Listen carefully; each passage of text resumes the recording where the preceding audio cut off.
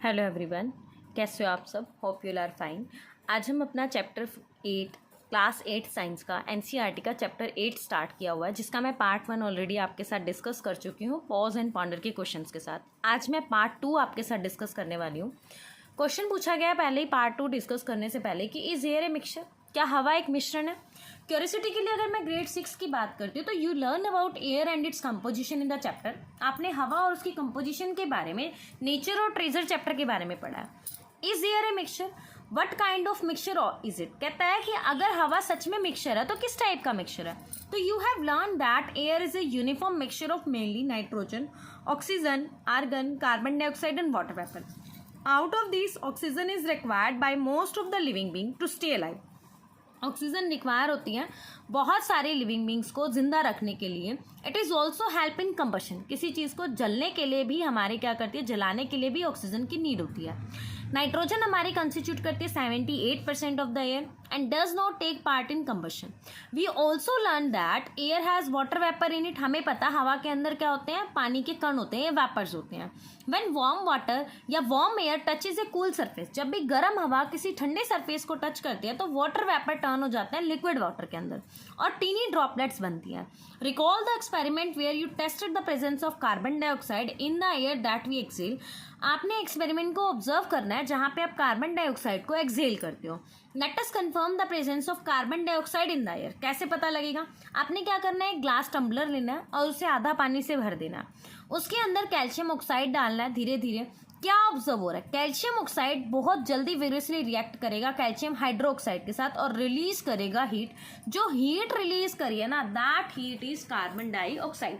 अब ये कहता है कि अगर हम इसे स्टिर कर रहे हैं कंप्लीटली, कॉन्टिन्यूसली स्टिर करने की वजह से to make a solution of calcium hydroxide, जिसे हम क्या कहते हैं, लाइम वाटर कहते हैं. रिएक्शन कैसे होती है आपकी, calcium oxide plus water calcium hydroxide. अब फिल्टर करो, आप इसे ऑब्जर्व करो. Leave this colourless solution in petri dish. आप एक पेट्री डिश लो और उसमें कुछ घंटों के लिए सोल्यूशन को छोड़ दो और उसे स्टिर करोगे सोल्यूशन को एक रेगुलर इंटरवल के बाद. जैसे आपने फिक्स कर लिया, आपने 10 मिनट के बाद हिलाना है, 15 मिनट के बाद हिलाना है. तो क्या ऑब्जर्व हो रहा है? Does it turn milky? क्या वो पूरा का पूरा मिल्की बन गया? तो can you explain why the solution has turn milky? क्या आप ये बता सकते हो कि ये सोल्यूशन मिल्की क्यों हुआ? You know that lime water turn milky when carbon dioxide react with calcium hydroxide.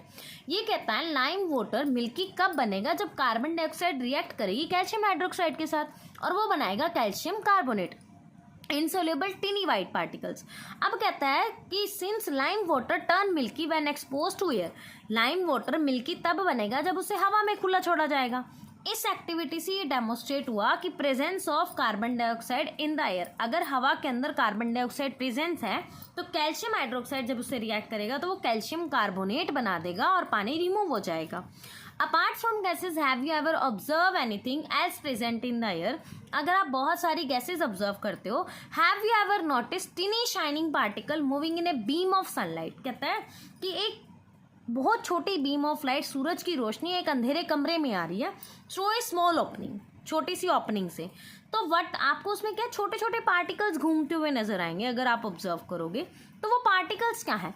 Latest exposure take a black sheet of paper. आप एक ब्लैक शीट ऑफ पेपर लीजिए और इंश्योर कर लीजिए free from any visible dust particle. उसमें कोई भी dust particle दिखाई नहीं देना चाहिए. आप जो ब्लैक शीट ऑफ पेपर है undisturbed near an open window, open window में गार्डन में कुछ घंटों के लिए लगा दीजिए और आप क्या ऑब्जर्व करोगे? You may notice टिनी particle settle on it surface. आप देखोगे कि बहुत छोटे छोटे पार्टिकल क्या कर रहे हैं, उसके सरफेस पे चिपक रहे हैं. तो you may use a magnifying glass to examine the particle more closely.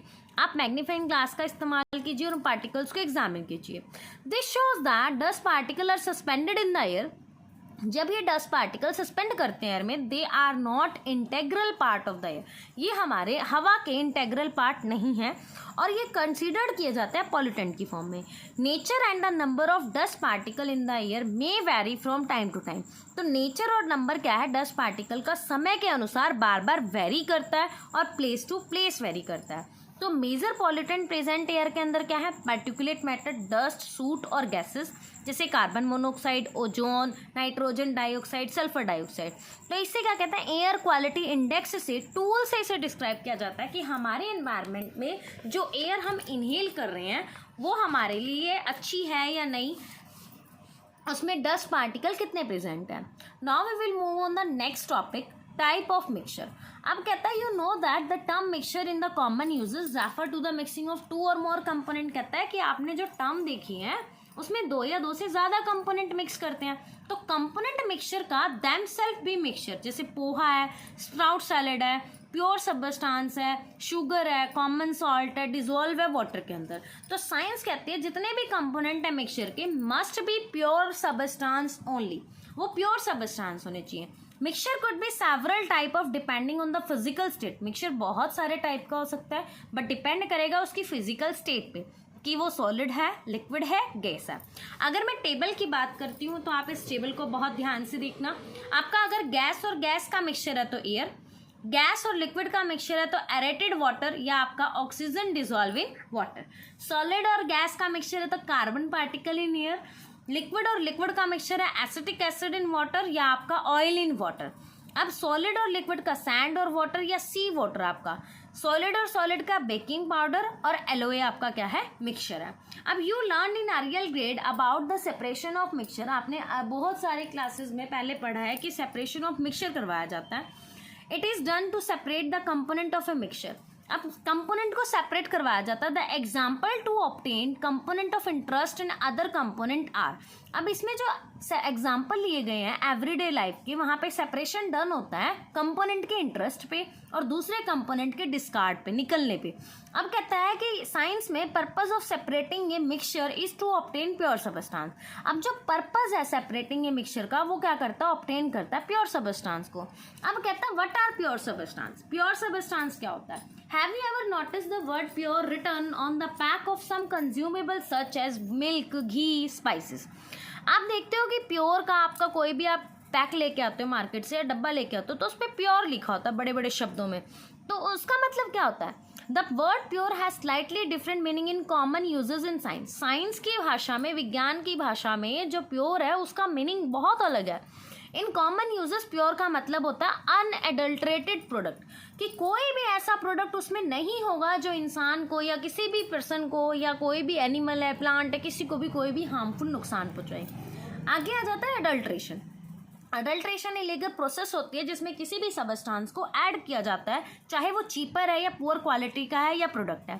आमतौर पे इसे इंक्रीज किया जाता है किसी भी क्वांटिटी इंक्रीज करने के लिए, रिड्यूस मैन्युफैक्चरिंग कॉस्ट कम करने के लिए, या it deteriorate the quality of product. अभी कहता है कि किसी भी प्रोडक्ट की क्वालिटी को डिक्रीज कर देता है। It can also make the product hazards to health. ये प्रोडक्ट हमारी हेल्थ के लिए भी बहुत ज़्यादा खतरनाक है। अब यहाँ पे ये बोला जाता है कि नॉर्मली अगर हम इसका एग्जांपल ये लें कि हमारे इंडिया के अंदर पॉपुलेशन बहुत ज़्यादा है, आपको पता है 150 करोड़ के अराउंड हमारी पॉपुलेशन है, तो हर एक पर्सन तक चीज़ें अवेलेबल करवाना क्या हो जाता है, बहुत मुश्किल हो जाता है। तो और चीज़ों को चीपर करना, सस्ता करना, ताकि जो लोग हैं उसे अफोर्ड कर सकें, ठीक है ना। अब उन चीज़ों के लिए क्या किया जाता है, इनके अंदर इम्प्योरिटीज ऐड की जाती हैं ताकि वो चीज़ हर किसी की पहुंच में हो सके। तो वहाँ पे क्या आता है, वेजेस का फ़र्क आ जाता है कि आप एडल्ट्रेशन चीज़ों का बहुत ज़्यादा बढ़ने की वजह से प्योर वाली चीज़ें या प्योरिटी लोगों तक नहीं पहुँच पाती, ठीक है। होप सो आज का वीडियो आपको समझ में आया होगा ना। कल मिलते हैं हम नेक्स्ट वीडियो के साथ चैप्टर 8 की NCERT की। Thank you so much.